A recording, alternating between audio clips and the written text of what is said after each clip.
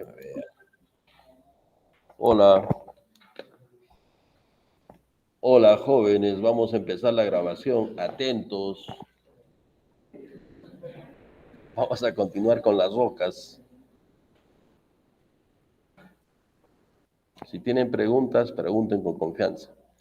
Entonces, vamos a pasar a lo que es resistencias mecánicas, ¿ya?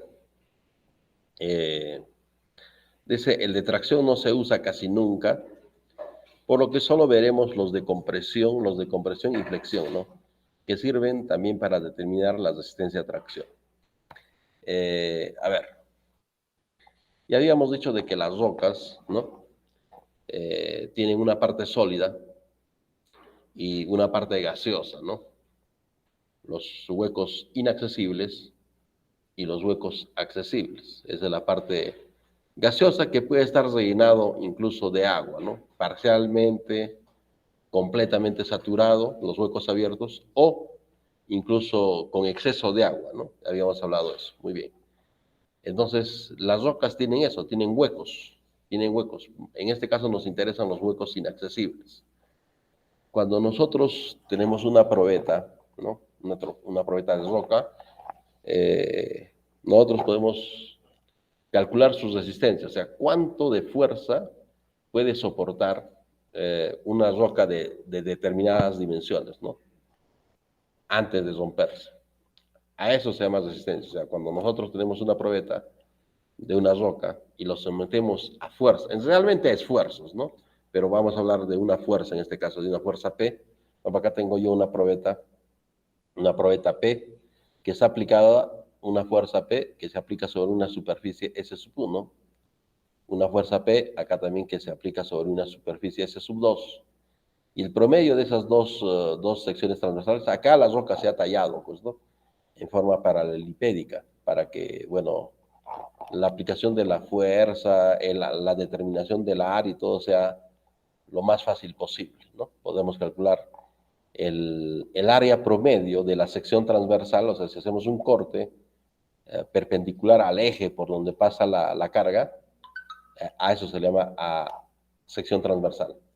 El área de la sección transversal promedio es el promedio de estas dos áreas, en este caso, ¿no? Que se supone hemos tallado la probeta en forma paralelipédica. Muy bien, en forma rectangular, pero en el espacio, ¿no? Muy bien. Entonces, nosotros queremos saber cuánto esta roca puede soportar un esfuerzo, ¿no? Ya les he dicho, el esfuerzo es la fuerza sobre el área, ¿no? En este caso, por ejemplo, está definiendo la resistencia a la compresión como sigma. En resistencia a materiales a los esfuerzos normales se les llama sigma, ¿no? Y es la fuerza P entre el S medios, o el área media, ¿no? O la superficie media. Muy bien. Entonces, ¿qué hacemos en el laboratorio? Este esfuerzo o esta resistencia a la compresión se halla en laboratorio. Se talla una probeta cuyas superficies exteriores podemos conocerlo, ¿no? El S sub 1 y el S sub 2. Pero interiormente no conocemos, pero se supone que esta superficie, la superficie media es un promedio de estos dos, pues S1 más S2 entre 2, ¿no? Como está acá. Muy bien, si tenemos así esa probeta, nosotros vamos a cargar la probeta con una fuerza que va desde cero. O sea, primero no, la probeta está sin carga, ¿no? Y luego vamos incrementando la carga P. Pónganse a 1 kilo por minuto de repente. No me acuerdo cuánto es, pero está normado, ¿ya? Entonces van cargando la probeta. 1 kilo el primer minuto, 2 kilos el siguiente minuto y así. Van cargando. Hasta, por ejemplo, 500, ¿no? 500 kilos, suponiendo, ¿no? 500 kilos. En algún momento, la fuerza esa, la fuerza P, va a romper a la roca. Entonces ahí detenemos el procedimiento, ya tenemos P, hemos medido P en la máquina universal nos ha dado P, ¿no? Y en ese momento calculamos la resistencia de esa roca, en este caso a la compresión, porque las fuerzas son de compresión, o sea, lo están comprimiendo a la roca. Entonces calculamos esta relación, P entre el área sea, la carga entre el área, y tenemos la resistencia de la roca a la compresión. Muy bien. Entonces, esa es la forma de determinar la resistencia a la compresión. Igualmente es para la tracción, solo que la fuerza ya no estaría dirigida para adentro, ¿no? Sino saliendo para la tracción. Pero normalmente en rocas no se puede hacer eso, ¿no? No se puede hacer eso. ¿Por qué el autor dice de que el de tracción no se usa casi nunca, ¿no? Por lo que solo veremos los de compresión, de la resistencia mecánica a la compresión? Porque, como les decía, las rocas tienen huecos, huecos accesibles y huecos inaccesibles. Cuando nosotros sometemos a la roca a fuerzas a compresión, ¿no? Por ejemplo, acá esta carga P está sometiendo a esta roca a compresión. La compresión tiene un sentido físico, ¿no? La compresión hace que las partículas se unan, ¿entiendes? Y la tracción tiende a lo contrario. Trata de que las partículas se desunan, los separa. Entonces, cuando nosotros sometemos a compresión, los huecos inaccesibles que hay en la roca disminuyen de tamaño, ¿no? Se achican, ¿entiendes? Se achican. Y como tal, el área de la sección transversal, esta área, ¿no? Porque el área cuenta como el área del material sólido, o sea, de la roca. No cuenta, el área de los huecos no cuenta, eso es cero. Eso no interviene, eso no resiste nada, ¿entiendes? Entonces, cuando nosotros sometemos la fuerza, cuando sometemos a una roca a compresión, lo que hacemos es que los huecos inaccesibles, se achiquen. Y como se achican, el área de la sección transversal de la roca aumenta, el área neta. Entonces, las rocas, ¿no?, tienen una buena resistencia a la compresión, porque los huecos, al ser sometidos por fuerzas de compresión, se achican y entonces el área neta de la roca aumenta. Y como aumenta el área neta de la roca, el esfuerzo, ¿no? O la resistencia en este caso de la roca mejora, pues aumenta. Entonces, eso pasa en todos los cerámicos. Las rocas son cerámicos naturales, ¿ya? Los cerámicos tienen porosidades o huecos, como hemos visto, ¿no? Entonces, estas rocas tienen huecos y cuando le sometemos a cargas a compresión, pues mejora pues su material, ¿no? Los huecos esos que tenían, los huecos inaccesibles, se hacen más pequeñitos y su área aumenta. Al aumentar el área, su resistencia aumenta. Entonces, las rocas tienen ese comportamiento. Igual, el concreto también es una roca, solo que es una roca artificial, ¿no? Artificial, pero igual tiene ese comportamiento. Tanto, en una sola palabra, los cerámicos soportan muy bien a la compresión, ¿no? Las rocas y el concreto, pero no así a la tracción. ¿Por qué?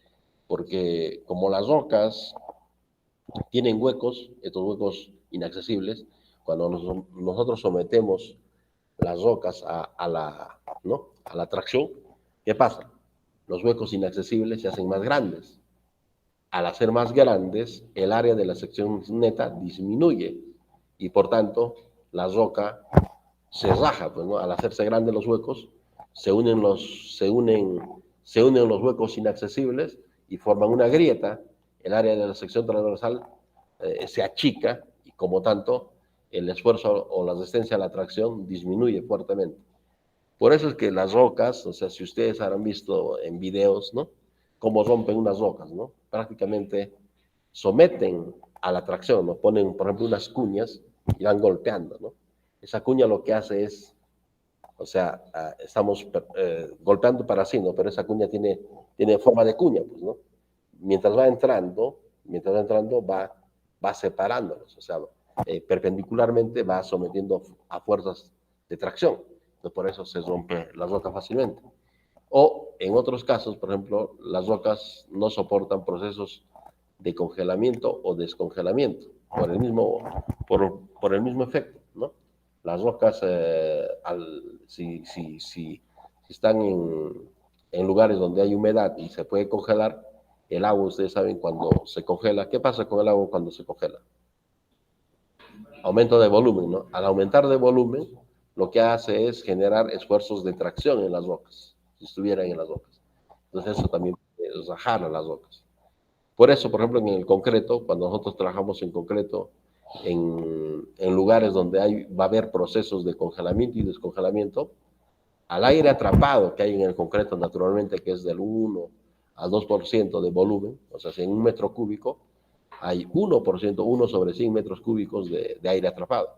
Pero si nosotros queremos que nuestro concreto no sea duradero, ¿no? Y no le afecte las heladas, lo que hacemos es utilizar aditivos, aditivos incorporadores de aire, ¿no? Esos aditivos incorporadores de aire hacen que el volumen de los huecos inaccesibles o accesibles en el concreto aumente hasta un 8%. Entonces, cuando el agua se congela ahí, tiene lugar, ¿no? Para dónde meterse, vamos a decir. El hielo tiene lugar vacíos para expandirse. Entonces, el concreto dura, ¿no?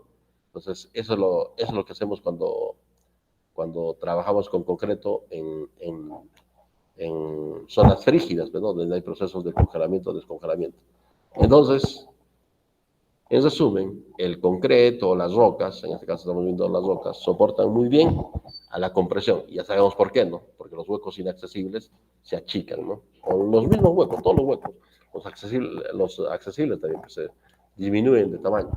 Y aumenta la sección neta, o sea, el área transversal, el área S, esa aumenta, ¿no? Al aumentar S, entonces, al aumentar el, digo, claro, al aumentar esta relación, ¿qué va a pasar con esa relación? Al aumentar ¿qué pasa? Cuando disminuye,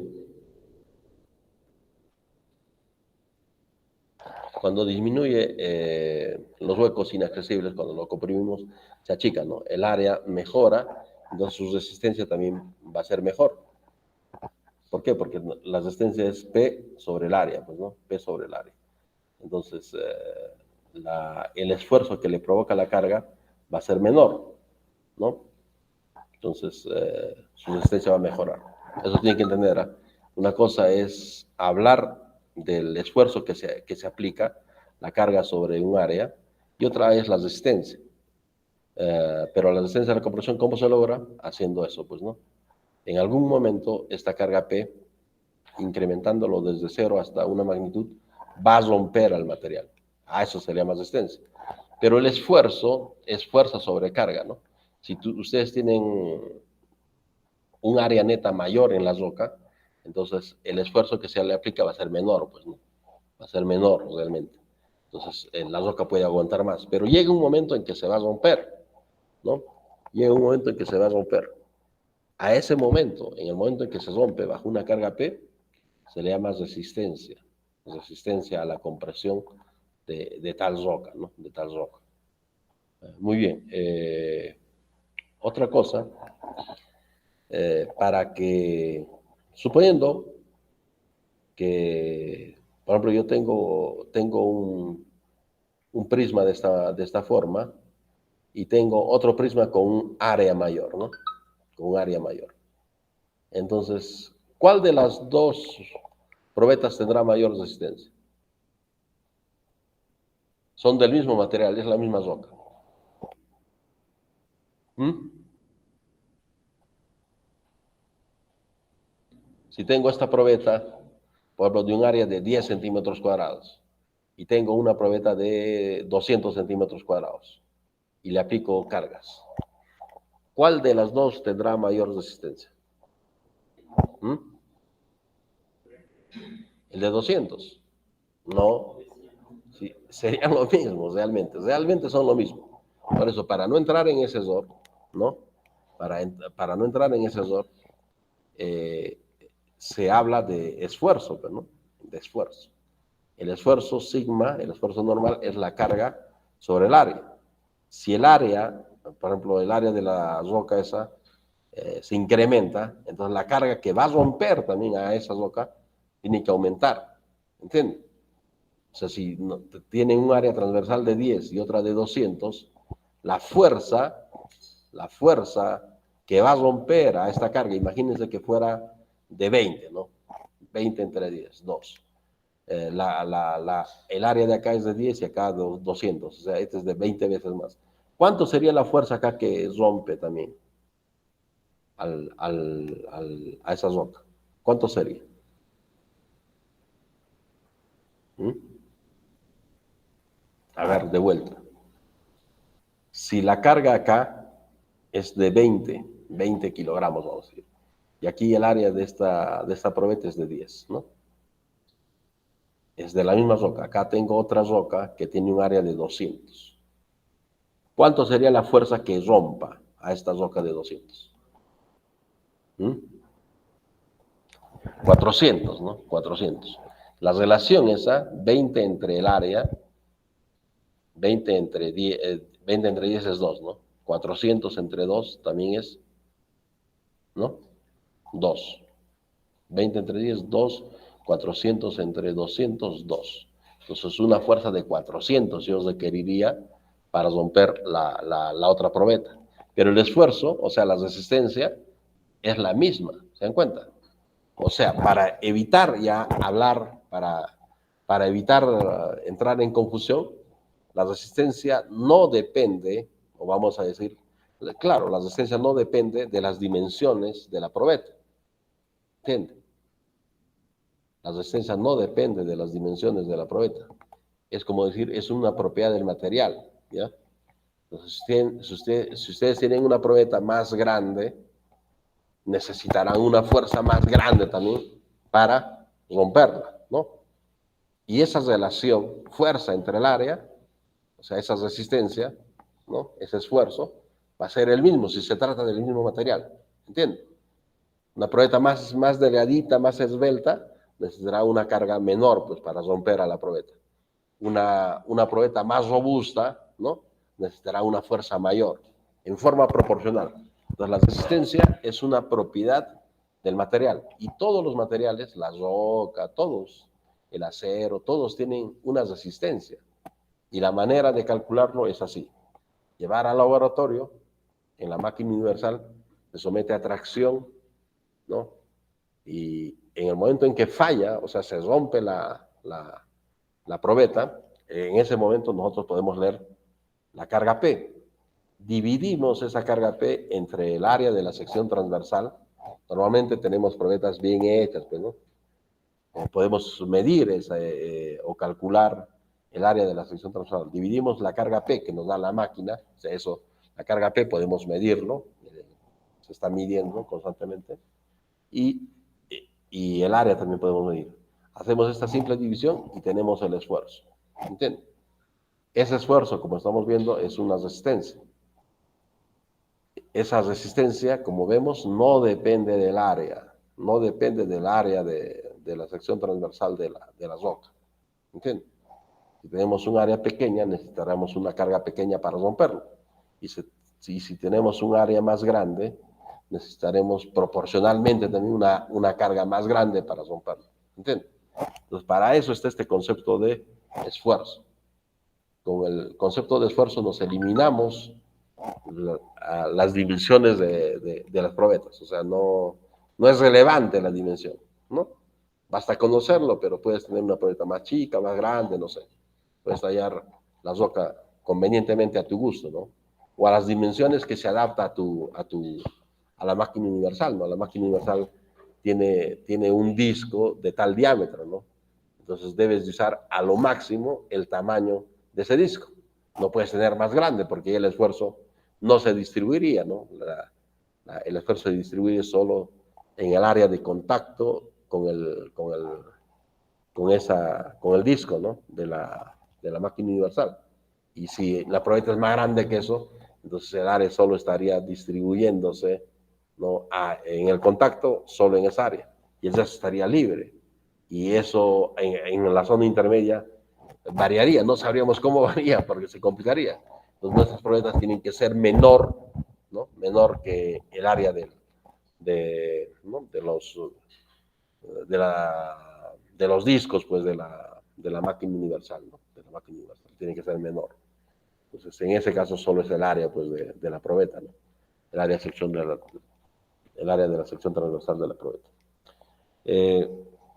Realmente para las rocas, dice, generalmente se hacen 6 ensayos, ¿no? Y se da como valor de la resistencia a la compresión la media aritmética. O sea, para una misma roca tenemos que sacar 6 probetas, hacer este procedimiento, ¿no? Romper la roca, calcular el esfuerzo, o sea, la resistencia a la compresión, y el promedio de esos 6 ensayos es la resistencia de la roca. Cuando hablamos de resistencia se refiere a eso, ¿no? O sea, todos los materiales tienen una resistencia, quiere decir, hay una fuerza que los va a romper, pero realmente un esfuerzo, mejor que hablar de fuerzas, hablamos ya de esfuerzo, una fuerza sobre unidad de área, ¿no? Un esfuerzo que los va a romper. Entonces, todos los materiales tienen una resistencia, todos. La madera, el vidrio, el material más duro, el material más fuerte tiene una resistencia, o sea, se va a romper también. A cierto esfuerzo aplicado, se va a romper, ¿no? Se va a romper. Como ven, el ensayo a la compresión, de esa manera es fácil. Hacer el ensayo a la tracción no es tan fácil que digamos. ¿Por qué? Porque como vamos a jalar al material, vamos a tratar de separarlo. Normalmente, por ejemplo, cuando se hace un ensayo a la tracción del acero, por ejemplo, ¿no? Lo que hacemos es tener unos moldes así. Tienen unos cabezales acá para que las mordazas lo agarren bien y sometan a la tracción, ¿no? ¿Entiendes? Y en la parte intermedia sí tiene un área, un área de la sección transversal constante, pues, ¿no? En esa parte. Y esa área es la que se mide, ¿no? ¿Entiendes? Hay una transición bonita, suave, ¿no? Entre el cabezal y esa área que se mantiene constante. O sea, que hay una transición que va variando, ¿no? El área, suavemente, hasta que es constante. Entonces, para los ensayos de tracción hay que hacer unos moldes especiales, ¿no? Con el acero podemos fundirlos y hacer esto, o hacer unas mordazas para que lo puedan dar. En cambio, con las rocas no podemos, ¿no? Y también casi no nos importa el esfuerzo a la tracción en las rocas, ¿no? Porque ya hemos visto por los huecos, cuando sometemos a la tracción, los huecos se agrandan. Al agrandarse, el área de la sección transversal disminuye, y entonces los esfuerzos aumentan fuertemente y las rocas se destruyen, pues rápidamente, ¿no? Las rocas no soportan muy bien a la tracción, y entonces como material de construcción, que si lo usamos como material de construcción, lo que tenemos que hacer es que las rocas trabajen a la compresión, básicamente, ¿no? Básicamente. En el concreto también hacemos eso, ¿no? Nosotros, en el concreto armado, lo que hacemos es que el concreto soporte esfuerzos de compresión y el acero le ayude, ¿no? Para soportar los esfuerzos de tracción. Es un matrimonio, ¿no? donde ambos se apoyan. Entonces, eso es lo que logramos. Entonces, generalmente no hacemos uso de la resistencia que pueda tener las rocas a la tracción, porque su resistencia es mínima, ¿ya? O sea, apenas someten un poquito a una roca a la tracción, probablemente se quiebre, ¿entiendes? No soporta mucho. En cambio, la compresión, sí, ¿no? Porque, ¿qué pasa? Como los huecos se unen, el área va a aumentar, ese esfuerzo va a disminuir y la roca puede soportar más, ¿no? Puede soportar más. Pero por más que sea esfuerzo a la compresión, la roca, como están viendo, en algún momento falla, se rompe. A eso se llama resistencia. Esa es la resistencia de la roca. O sea, tiene un límite. No es al infinito.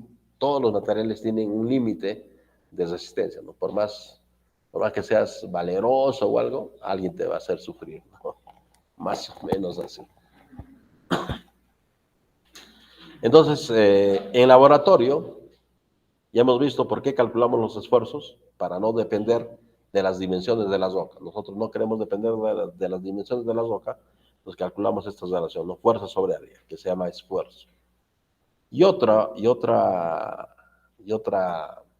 Otra magnitud que se hace intervenir en laboratorio, nosotros graficamos esta relación.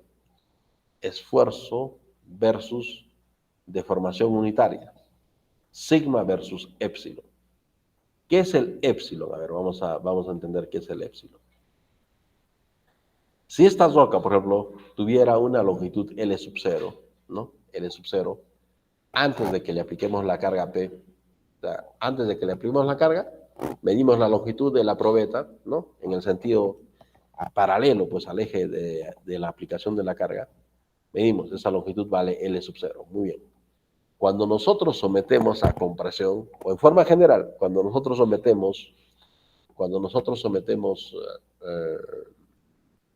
eh, sometemos a cualquier material a cargas, o sea, lo aplastamos, lo jalamos, no sé, le aplicamos cargas a los materiales, esos materiales se deforman, ¿no? Esos materiales se deforman.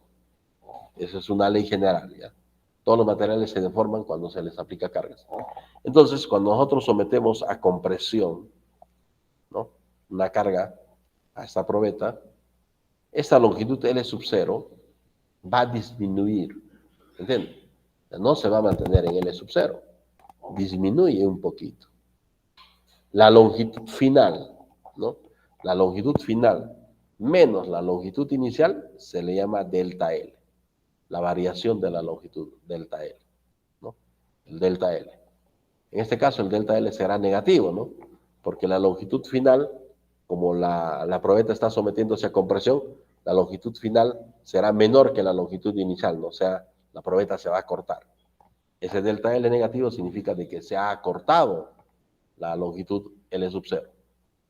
El épsilon, que es una unidad que no tiene dimensiones, es justamente ese acortamiento, ese delta L, entre la longitud inicial. El épsilon es el delta L entre la longitud inicial. A eso se le llama deformación unitaria.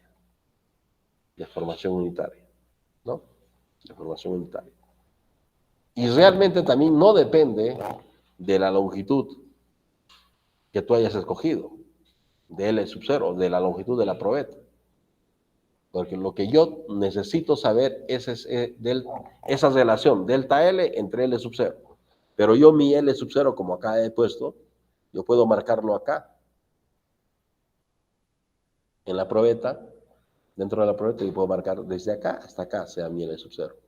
Entonces, cuando aplico la carga, esta marca pasará a estar acá, ¿no? Y esta acá. Entonces, la longitud final será esta. Pero esta relación delta L sobre L sub 0 va a ser la misma si usan todo este L sub 0 o una parte. Por ejemplo, y eso se hace pues en las probetas de atracción, ¿no? Entonces se marca acá en la sección constante de las probetas, se marca la longitud inicial, ¿no? Antes de someterle a la carga. Y luego se calcula la deformación de estos dos puntos nomás. Se viene esto acá, se mide la otra longitud y el delta será pues la longitud final menos la longitud inicial. O sea, en ambos casos, tanto para calcular el esfuerzo, para el esfuerzo no, realmente las dimensiones pueden ser cualquiera, ¿no? Pueden ser más delgaditas, más robustas. Igual, para el calcular la deformación unitaria, puede ser toda la longitud, una parte de la longitud, etcétera, etcétera. ¿Entiendes? No depende de L sub 0, por si acaso, ¿no? La deformación unitaria es independiente. Entonces yo puedo, entonces en el laboratorio lo que les digo, se hace la gráfica de la deformación unitaria versus épsilon. Cuando el esfuerzo es 0, en la deformación unitaria 0. ¿Entiendes? ¿Por qué? Porque si, a ver, vamos a ver, no hay fuerza, entonces delta L, ¿cuánto valdría? La deformación, 0, ¿no? 0 entre L sub 0, 0. Épsilon valdría 0. Cuando el esfuerzo es 0, el épsilon es 0. Y así. Y luego, linealmente va creciendo, ¿no? Llega un momento en que el épsilon aumenta sin que aumente apreciablemente el esfuerzo. Llega un momento en que ya no hay relación, porque ya se ha roto la probeta, ¿no? Se ha roto la probeta. Entonces, esto generalmente tienen los metales, las rocas tienen otro comportamiento, pero nos adaptamos, ¿ya? Esa es la famosa ley de Hooke, ¿no? Que el esfuerzo es proporcional a la deformación unitaria, ¿no? En otras palabras, la ley de Hooke es simplemente esto. El esfuerzo es igual al módulo de elasticidad, que es otra propiedad, es una constante del material, por el épsilon.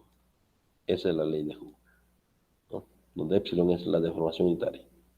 O sea, esto es,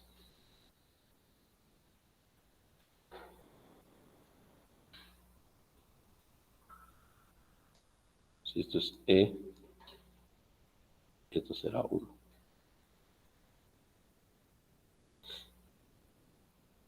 O si no, así no, vaya. No, hay una relación, ¿no?, directa entre el esfuerzo versus la deformación unitaria. Este E con mayúscula es el módulo de elasticidad o módulo de Young en los materiales, ¿no? Eh, muy bien. Acá hay un arco, por ejemplo, en las construcciones antiguas de los romanos, ¿no?, de otras culturas, a las construcciones se le da forma de arcos, ¿no? O en nuestros portales, por ejemplo, ¿no? No había pues el acero, ¿no? No se conocía, o era inaccesible, ¿no?, o muy costoso, etcétera, etcétera. Muy bien. Entonces, para que soporte los esfuerzos, las cargas, se le daba forma así de, ¿no?, tipo arcos.